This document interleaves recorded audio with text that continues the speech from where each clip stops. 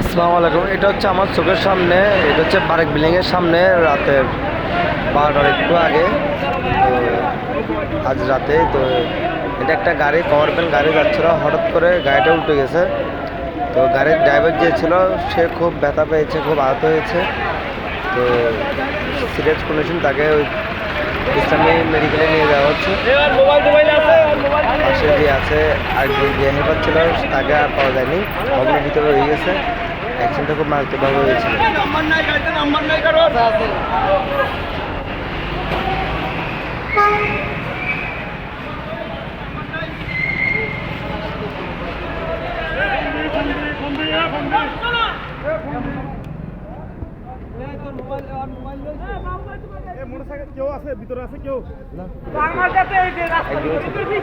আমার সামনে দুলটি গেছে, আমি পিছিয়ে ছিলাম, খবর ভালো ছিল।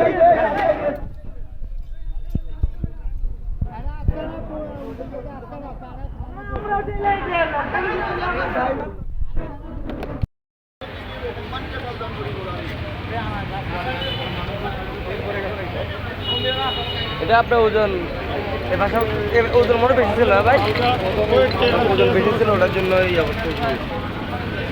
খবর ভালো যে এই পাশে একটা বাইকটা নিয়ে গেছে, এটা তো সমস্যা।